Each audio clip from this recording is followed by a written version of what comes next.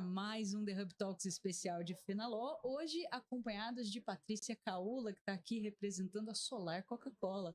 Patrícia, você me contou que você é uma profissional multidisciplinar e nesse especial Fenaló aqui a gente está inclusive conhecendo profissionais com perfis muito diferentes, a gente tem falado bastante sobre inovação e eficiência. Então eu queria saber um pouco sobre os projetos multidisciplinares que você tem implementado dentro da Solar Coca-Cola.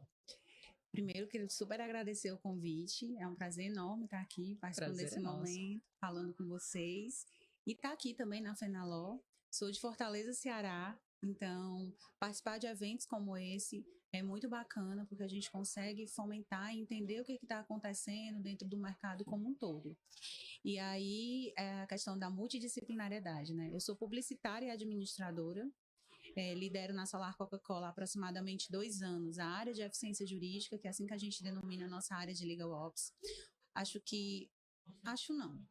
Foi o meu maior desafio, porque não foi apenas liderar a área, mas desenhar, implantar a primeira área do sistema Coca-Cola no Brasil é uma responsabilidade sem igual.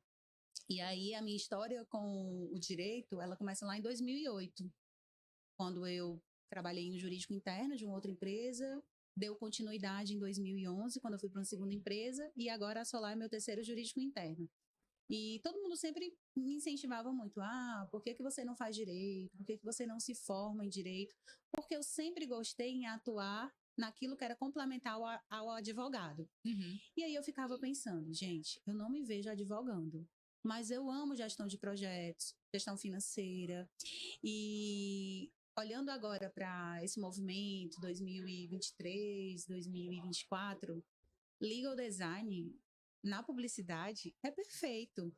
Eu amo, tenho implementado cada vez mais dentro da Solar. A gente tem muitos projetos bacanas. E isso traz também uma identidade diferente para o jurídico, traz algo mais disruptivo. Imagina que o jurídico está ali sempre comunicando as coisas de maneira mais, como é que eu posso dizer, formal. E aí você vem, quebra com o Visual, utilizando elementos, ícones, linguagem simplificada, o jurídico conectado à identidade visual da companhia. Isso é perfeito. Hoje na Solar, a área de eficiência jurídica, a gente já consegue abranger várias competências, olhando até mesmo para a mandala do CLOC. Então, a gente tem a gestão financeira, planejamento estratégico, acompanhamento de metas, legal design, e disseminando o legal design, conseguindo utilizar ele em todas as áreas dentro do jurídico. A área de eficiência, ela suporta a área do contencioso e a área do consultivo, e a gente tem conseguido atravessar barreiras, cada vez mais simplificando as informações, cada vez mais conectando o jurídico à estratégia do negócio. E o mais bacana é que, quando você junta a multidisciplinariedade dentro do direito, quando você pega profissionais com outras formações que ajudam a fazer o direito de uma maneira diferente, você consegue conversar com os stakeholders de uma maneira mais simplificada, traduzindo o latim. Eu acho engraçado que a gente pensa a comunicação jurídica como algo diferente do resto da comunicação da marca, né? E o que acaba criando, inclusive, um tom de voz muito diferente. Você quebra o branding, né? A galera do marketing vai ficar super chateada com o jurídico, porque tem toda uma construção de marca, o pessoal passa um tempo pensando sobre aquilo, aí vem o jurídico e coloca um documento que não tem nada a ver. Isso. E não só o documento, como todas as outras comunicações jurídicas acabam muitas vezes tendo um formalismo que por vezes é incompatível com aquela marca. Às vezes está dentro, mas às vezes está fora. E é interessante ver essa sua perspectiva enquanto publicitária de já perceber os ganhos de ter projetos de legal design, projetos em visual law, que tem esse ganho para projetos de marca. E o que a gente começa a ver é a marca se tornando mais uníssono, né? O jurídico tendo uma comunicação mais adequada. E a gente fala bastante no Vita que, na verdade, toda comunicação é jurídica. Porque tudo que você comunica pode ter um impacto, né? Tudo são acordos, tudo são negociações, tudo são tratativas. E o jurídico se entender inserido dentro desse contexto maior faz com que a sua área seja mais eficiente, porque você vai estar ali atuando em prol do negócio e não só sendo um departamento de custos à parte, né? Você vai, de fato, contribuir ali para o crescimento da marca e conseguir trabalhar em projetos assim. E eu queria saber a sua opinião, assim, enquanto publicitária, inclusive, agora dentro desse departamento jurídico, você acredita que, de fato, esses projetos contribuem para o reconhecimento de marca e para a reputação da marca? Com certeza. A começar pela credibilidade. A partir do momento que o jurídico está se conectando com a linguagem do negócio para traduzir o que ele trabalha em prol, que é defender os interesses da companhia, os interesses dos seus acionistas, os interesses do negócio, e você trazendo ali aquela pegada e aquele viés do Visual Law, mas com a pitada jurídica, é algo sensacional. Inclusive, isso brilha aos olhos quando a gente chegou na primeira vez para a nossa diretoria para falar o que era o Visual Law, como a gente ia implementar, o que a gente ia colocar para eles, que documentos nós escolhemos, eles acharam sensacional. E a primeira pergunta foi até engraçada. Isso tem validade jurídica mesmo? A gente tem sim. A gente está dizendo a mesma coisa, com outras palavras. Inclusive, a linguagem do Visual Law é uma linguagem inclusiva. Isso é muito importante. Então, a gente fez um estudo, fez um levantamento dos nossos documentos. O primeiro impacto positivo foi que tipos de contratos a gente poderia utilizar essa linguagem, que tipo de apresentações a gente também poderia incluir o legal design e o visual law, sempre com aquela preocupação de quem está recebendo a mensagem. Então, a gente estaria falando de assuntos mais complexos, mas de uma forma simplificada. Isso eu me coloco muito no lugar de quem vai receber a mensagem, porque eu não sou advogada, então muitas vezes, quando a gente tinha um projeto, alguma coisa para desenvolver, tá, gente, agora aqui vamos descomplicar. Vocês estão falando comigo, que estou dentro da vivência de vocês, mas quem está lá na ponta não vai entender. Então, é uma cultura, é uma construção também, e para o próprio advogado também. O visual law para o advogado, ele ainda tem aquelas desconfianças de será que o que eu vou falar vai ter o mesmo impacto se eu falasse dentro do juridiquês?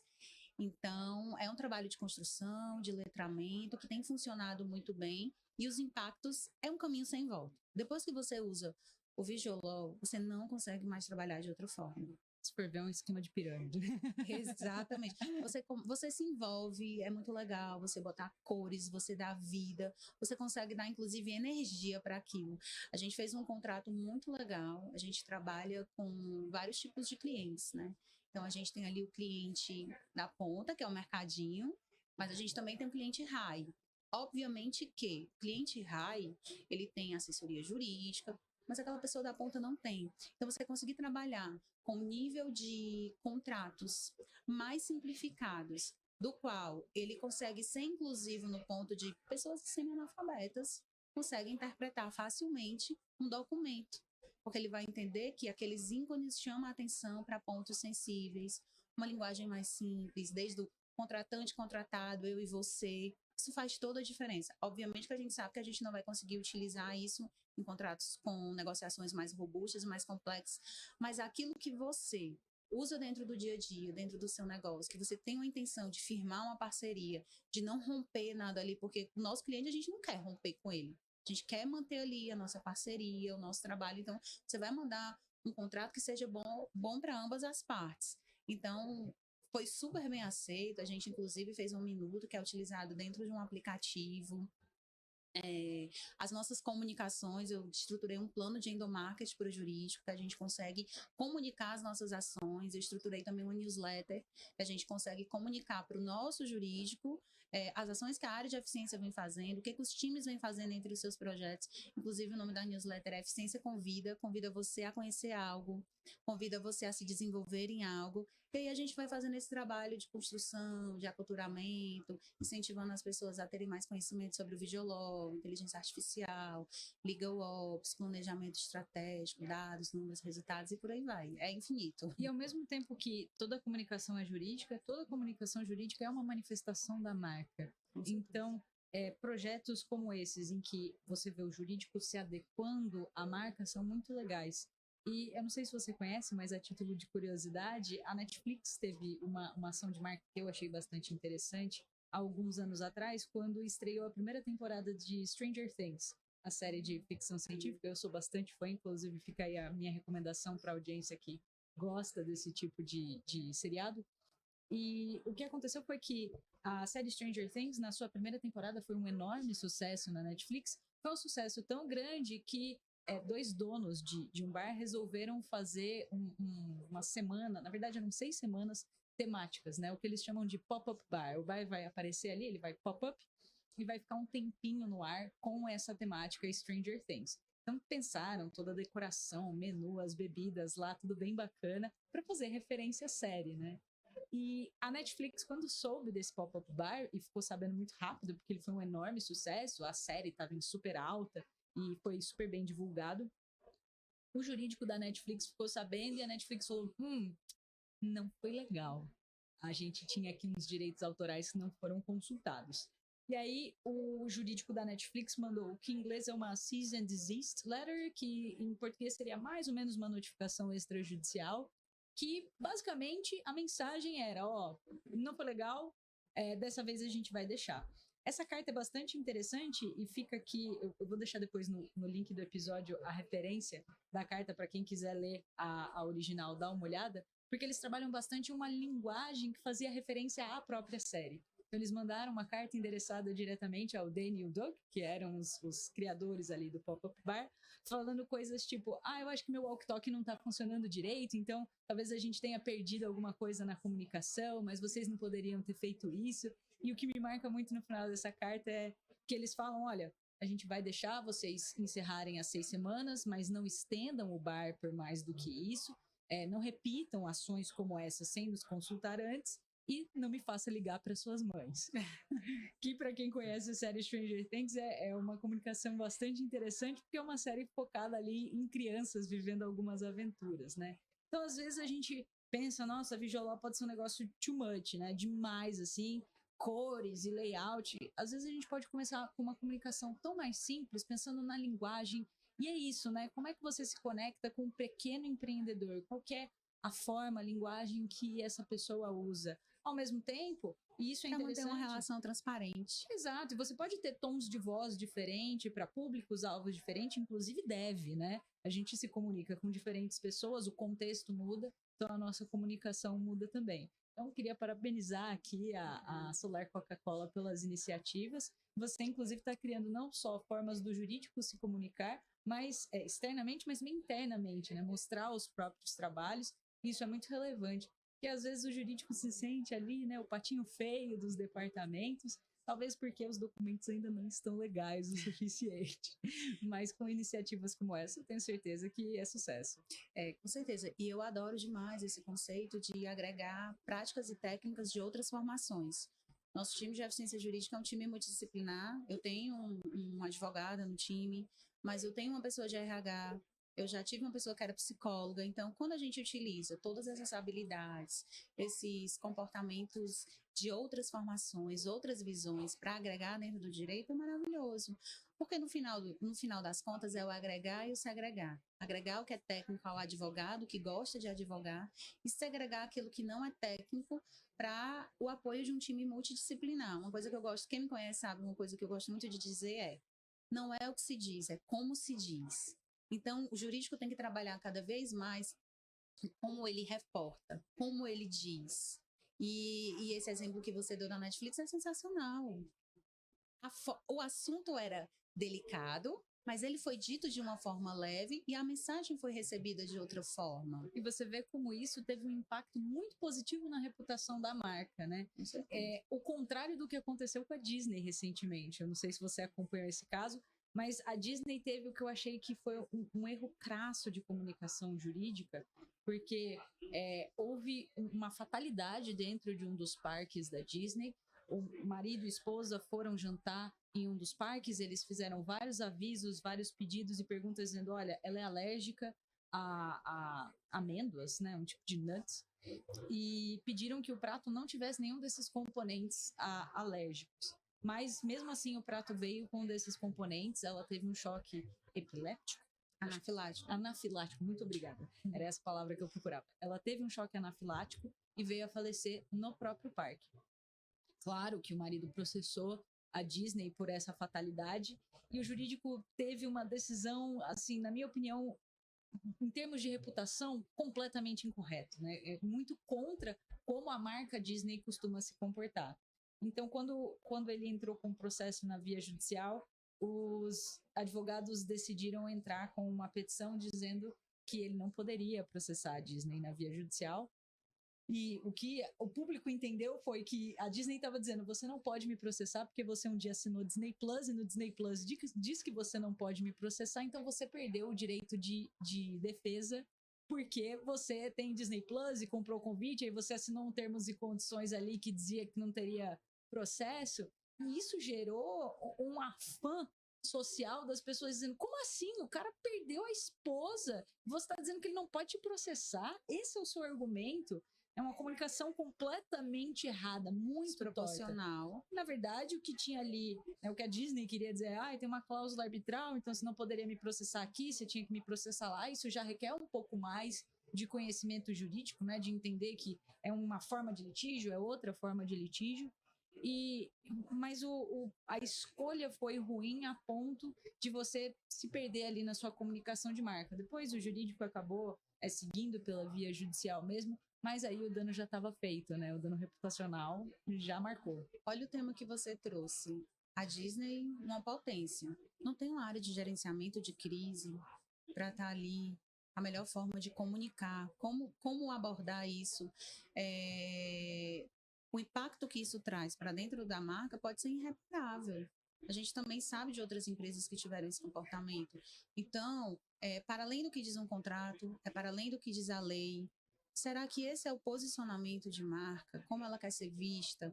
Foi o que aconteceu? Será que realmente deveria ter sido dito ao pé da letra o que estava no contrato? Uma vida se foi.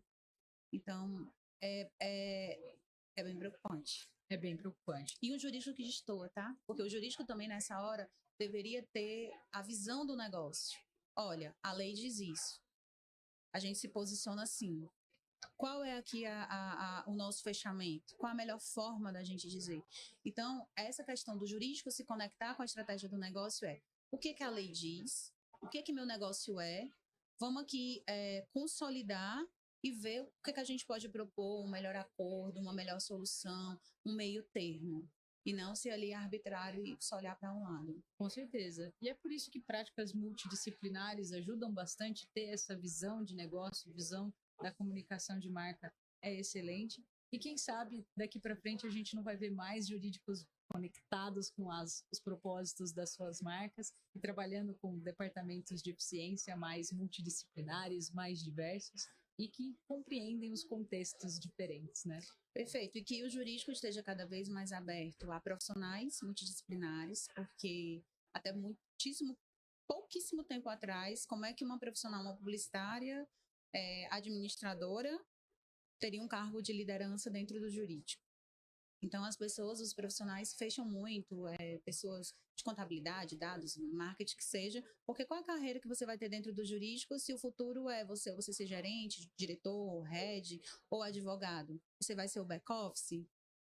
Né? Então, isso precisa ser desconstruído dentro das empresas, o direito tem que se abrir cada vez mais para essa multidisciplinariedade e para os conhecimentos interdisciplinares também, porque tudo isso é para compor o jurídico, para agregar, para somar, para impulsionar. Então, o jurídico, os advogados e a técnica tem tudo aquilo que protege, mas se não tiver ali, é o soft skill e o hard skills. O hard skills é algo que você estuda, aprende e desenvolve. Mas o seu soft skill é algo que você precisa aprimorar. E o soft skills, ele não tem ali uma formação de habilidades e comportamentos. Não tem. Então, o profissional, para ele ser... Né? É vivência. O profissional, ele tem que ser aberto, ele tem que ser disruptivo, ele não pode deixar ego e vaidade acima de tudo. Ele é difícil para o jurídico. Ele tem que se abrir, tem que ter uma escuta mais ativa. Um olhar aqui na Fenaló está tendo excelentes palestras, cases inclusive com entrevistas de empatia, jurídicos sentando com os clientes internos, deixando eles falarem, sem que eles tenham ali aquele receio que ele está expondo um processo, ou que ele está expondo uma fragilidade. Então, isso é muito bacana, é um movimento que vem acontecendo. E espero que tanto empresas, escritórios de advocacia, também é muito importante aderir a esse comportamento, porque a gente é jurídico interno, mas o escritório é o nosso parceiro. O escritório é a nossa equipe estendida. Então, a gente também tem trabalhado muito isso para que os escritórios se agreguem à nossa cultura. A gente traz eles para conhecer o nosso negócio, alinhar as expectativas do que espera a nossa alta liderança. Então, isso é importantíssimo. A gente não quer mais que o jurídico seja apenas parceiro do negócio que está viabilizando. A gente quer que o jurídico seja um agente de transformação, um vetor de transformação, que o jurídico seja um agente de negócio. Não o projeto está pronto, o jurídico agora viabiliza. Não, jurídico, vamos conversar para saber se esse processo é viável, se esse projeto é viável, esse negócio é viável, não para o jurídico barrar, mas para o jurídico co-construir de forma colaborativa, como ele pode ser, quais as estratégias a serem utilizadas, os melhores caminhos, e aí todo mundo ganha tempo, não gera aquela frustração, chegou no jurídico, foi barrado, o jurídico, mas isso é uma construção. O cemitério das ideias, né? O cemitério das ideias. É um caminho que ele vai sendo feito de pouquinho a pouquinho. A estrada é longa, é muito longa. A gente está longe da perfeição. Todo dia a gente aprende. Quando a gente chega aqui numa Fenaló ou em outros eventos desse porte, a gente aprende muito, muito, muito, muito, muito. Eu sou uma pessoa que ama aprender. Sempre estou de olho nos profissionais que estão aí abertos à inovação, à tecnologia, à multidisciplinariedade. Trazer também a interdisciplinariedade para dentro do direito. Então, eu sou cheia de ideias, sou criativa, adoro também dizer que inovação não é apenas sobre criar, inovação é você olhar para o velho com um olhar novo e aprimorar, e em pequenas ações você consegue construir algo muito maior. E a gente fala muito hoje também em tecnologia, mas nem tudo é sobre tecnologia. O básico tem que estar bem estruturado. Se o básico tiver firme, você tem a mola propulsora para tudo, para inovação, para tecnologia, para melhorias, para projetos, para o jurídico trazendo resultado para dentro do negócio. Às vezes a gente fala, mas a gente tem muita coisa operacional, mas gente, calma. A gente também tem que olhar para o volume do operacional. Como eu posso melhorar? Como eu posso fazer ele de uma forma diferente? É todo um trabalho de construção, de aculturamento. Recentemente eu recebi um material muito legal que era sobre letramento de inovação. Então, as pessoas já terem esse olhar de dizer, poxa, eu vou letrar as pessoas sobre a inovação para quebrar barreiras, para elas não acharem que a tecnologia e a inovação é uma modinha, porque eu já ouvi isso. De dizer, Legal Ops para mim é uma moda. Eu disse, gente, o trem está passando, todo mundo está sendo convidado a embarcar. Depois que ele passar, passou. Então tá todo mundo aqui, quem estiver disponível a aprender, aprenda, se abra. Tudo está sendo muito dinâmico, tudo está acontecendo de uma maneira muito rápida. A gente está sendo bombardeado de informações. Obviamente que você não precisa aprender tudo, mas você precisa se aperfeiçoar em algo. Então, escolha quais são as skills que você quer desenvolver. Obviamente que não tem como você saber sobre tudo. Eu quero saber sobre inovação, tecnologia, engenharia jurídica, dados, dashes. Não, gente.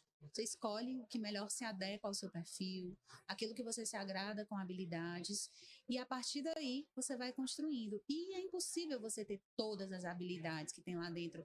A mandala da Clock, ela é uma sugestão. Você não precisa ter as 12 competências. Eu, por exemplo, não tenho as 12 competências porque não é necessário ter, mas não é necessário hoje. Mas se amanhã for necessário, eu estou ali, eu estou ouvindo, eu tenho noção para a gente poder desenvolver. E a gente também está com muitas empresas boas, muitas startups, muita gente engajada. O mercado jurídico, para mim, está se tornando cada vez mais atrativo. Amo conversar com empresas de visual, de inovação, de ideias, de criar. Muitas ferramentas agora estão super acessíveis, está saindo daquele tradicionalismo de você se adequar ao processo. Hoje não, hoje você consegue conversar com um parceiro, ele consegue melhorar ali para dentro do seu processo, tem mais gente aberta a fazer as coisas novas, se apresentar em case, trazer melhoria para dentro do mercado, isso é muito bom, muito bom. Mas tudo isso é muito novo ainda. Eu acho que o importante é a gente, né, entender que as nossas habilidades elas têm limitações, mas que construir repertório é um projeto eterno. Repertório, eu amo essa palavra. E se manter curioso é muito importante, né? Com Tenha certeza. curiosidade sobre outras temáticas, a gente está num mundo de hiper especialistas, né? E num universo em que a IA está hiper especialista em uma coisa, você ser uma pessoa curiosa sobre tudo é o seu diferencial, né? Aquela coisa da vivência, de você ter o seu repertório ele é único.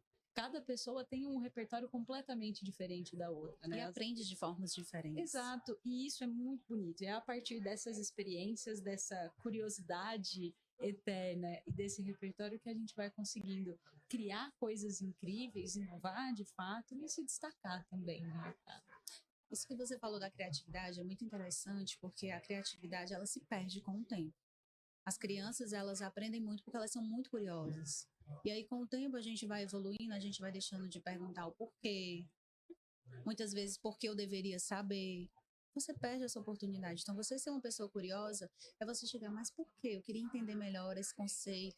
E nada melhor do que quem está ali falando, dar uma introdução para você e depois seja curioso, se aprofunde. Então, eu por ser multidisciplinar, estou em muitas discussões, muitas reuniões, vários tipos de serviços, olhando ali contencioso, consultivo, e às vezes tem reunião, começa a aparecer umas coisas, uns termos, eu disse, estou sentindo aqui que ninguém está entendendo o que é isso, mas eu vou perguntar. Geralmente eu sempre sou a pessoa que tem coragem de perguntar. Pode só me explicar melhor o que seria, só para eu entender dentro desse contexto? Obviamente que você, dentro de uma conversa, você consegue linkar os pontos e você começa a entender que aquilo vai fazendo sentido.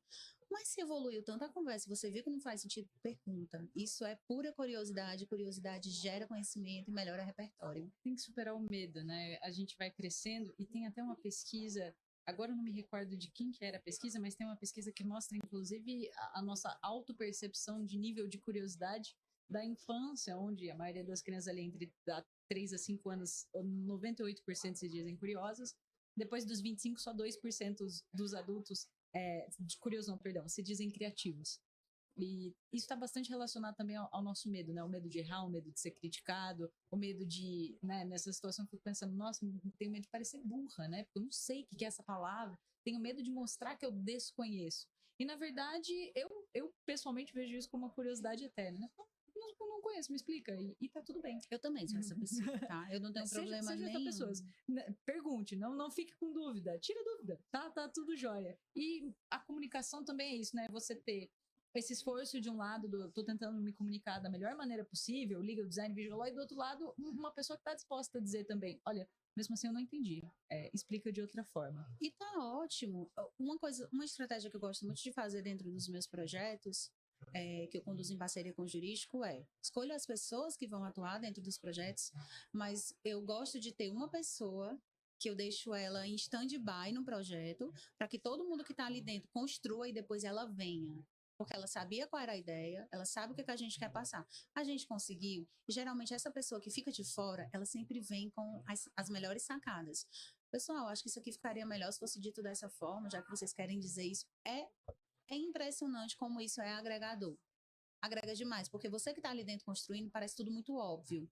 E quando você diz que, eu entreguei o documento em Visual e tal, você leu, tá claro para você? Então, não, ainda não ficou claro. Aí nos volta, faz pensar, tá claro para mim, que estou ali organicamente fazendo aquilo, já se torna natural. E é bom porque tira a gente da zona de conforto. Opa, isso aqui tá bom, mas eu agora tenho que ter a partir desse olhar. E no segundo trabalho que você vai fazer, você vai lembrar dessa melhoria que foi sugerida. Essa melhoria vai agregar, essa melhoria vai ser feita de outra forma. Você vai lembrar que vai ter uma pessoa que teve aquele insight, que lhe apoiou, e aí é o processo de aprimoramento, que nunca para. Nunca para. Para você que está nesse processo de aprimoramento, muito obrigada, Patrícia, por ter participado do nosso papo. Quem ficou até o final, o meu abraço e até o próximo The Hub Talks.